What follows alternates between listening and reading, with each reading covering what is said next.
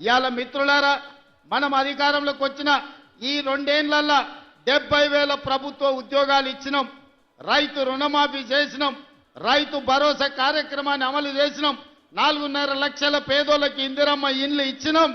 ఇవాళ ఆడబిడ్డలకు ఆర్టీసీలో బస్సే కాదు 1000 బస్సులు కొనిపించి బస్సులో ఉచితమే కాదు 1000 బస్సులకు యజమానులను ఇవాళ ఆడబిడ్డలు చేసినాం.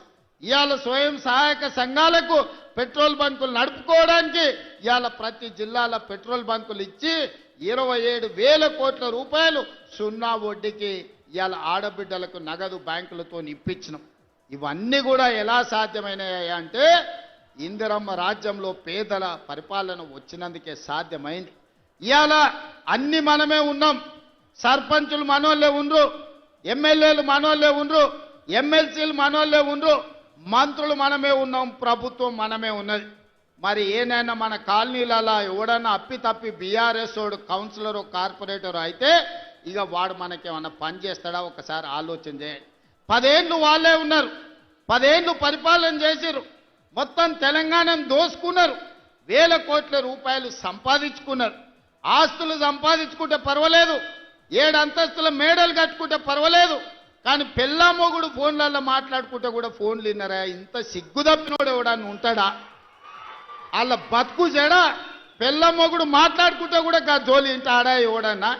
జడ్జిలను వదలలే, జర్నలిస్టులను వదలలే, ప్రతిపక్ష నాయకులను వదలలే, పెళ్ళా మొగుడు జోలి వదలలే, సినిమా తారాలు మాట్లాడుకుంటుంటే వాళ్ళను కూడా వదలలే.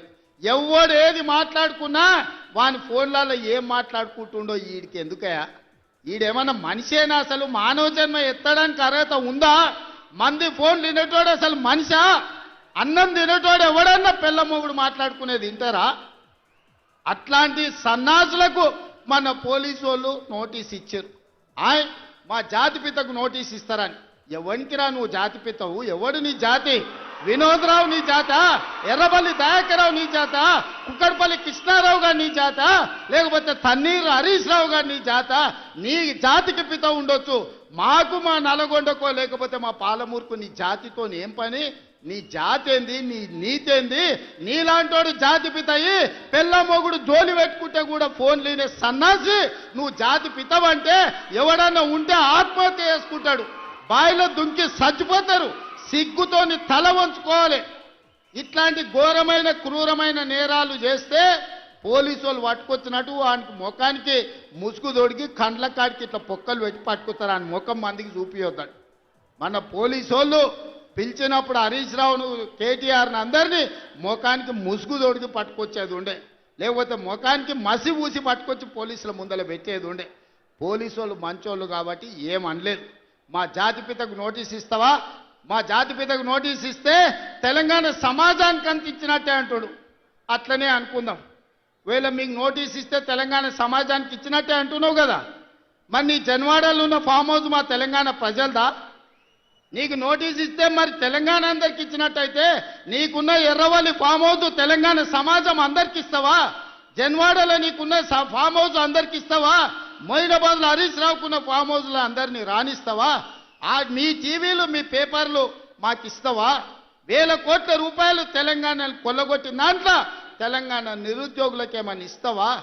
ఎమ్మెల్యేలు, ఎమ్మెల్సీలు, రాజ్యసభలు, లోక్సభలు, మంత్రులు, ముఖ్యమంత్రి అన్ని మీరే తీసుకున్నావు. తెలంగాణ సమాజానికి ఇచ్చినవా?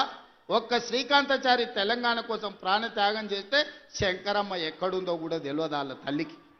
కనీసం మొట్టమొదట తెలంగాణ కోసం ప్రాణత్యాగం చేసుకున్న శ్రీకాంతాచారి తల్లి కూడా చిన్న బాధ్యత ఇవ్వకపోతివే.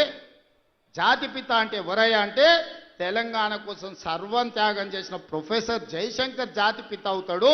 లేకపోతే ఆంధ్రప్రదేశ్లో పార్టీ చచ్చిపోయినా, తెలంగాణలో అధికారం కోల్పోయినా, కేంద్రంలో ప్రభుత్వం పోయినా పర్వాలేదు అని తెలంగాణ రాష్ట్రం ఇచ్చిన సోనియమ్మ తెలంగాణ తల్లి అయితే తప్ప నీలాంటి దోపిడీదారుడు, దొంగ, లుచ్చ నువ్వెట్లా జాతిపితమవుతావని నేను అడగదలుచుకున్న మిర్యాలగూడ నుంచి. సిగ్గులేని మాటలు మాట్లాడతారు. ఇవాళ చేసిన తప్పులకు తల వంచుకొని ముక్కు నేలకు రాయాలి. తెలంగాణ సమాజం ముందల తెలంగాణ సమాజాన్ని క్షమాపణ అడగాలే తప్ప ఇవాళ ఇంకా సిగ్గులేని మాటలు మాట్లాడుకుంటా బీఆర్ఎస్